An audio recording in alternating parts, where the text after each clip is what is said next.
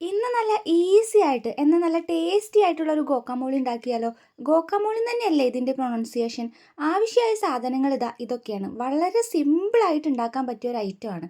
ആദ്യം തന്നെ നമ്മൾ അവോക്കാഡോ കട്ട് ചെയ്തിട്ട് അതിൻ്റെ ഉള്ളിലുള്ള ഇത് സ്കൂപ്പ് ചെയ്ത് എടുക്കണം. നല്ല അവോക്കാഡോ കിട്ടുക എന്നുള്ളത് ഒരു ഭാഗ്യം പോലെ ഇരിക്കും. ഇതിൽ കുറച്ച് കേടായിരുന്നു. ഞാൻ ആ കേടായ ഭാഗം കളഞ്ഞിട്ട് ബാലൻസ് എടുത്തിട്ടുണ്ട്. ഏറ്റവും കൂടുതൽ സാറ്റിസ്ഫൈയിങ് ആയിട്ടുള്ള ഒരു പാട്ടാണിത്, ഇങ്ങനെ സ്കൂപ്പ് ചെയ്തെടുക്കുന്നത്. നല്ല രസമാണ് ഇങ്ങനെ എടുക്കാനായിട്ട്. അതിനകത്തുള്ള ആ പൾപ്പ് മൊത്തം എടുക്കുക. കുറച്ച് ഭാഗം കേടായതുകൊണ്ട് തന്നെ അതിൻ്റെ ആത്മാവ് വരെ ഞാൻ ഊറ്റിയെടുത്തിട്ടുണ്ട് കേട്ടോ.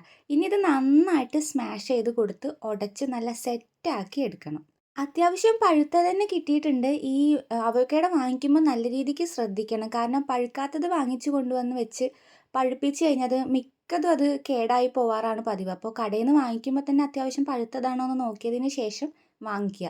ഇതുപോലെ ഉടച്ചതിന് ശേഷം അതിനകത്തേക്ക് അരിഞ്ഞു വച്ചേക്കുന്ന തക്കാളി, സവോള, കുറച്ച് മല്ലിച്ചപ്പ്, കുറച്ച് പച്ചമുളക്, ആവശ്യത്തിന് ഉപ്പ് ഇത്രയിട്ട് നന്നായിട്ട് മിക്സ് ചെയ്തെടുക്കുക.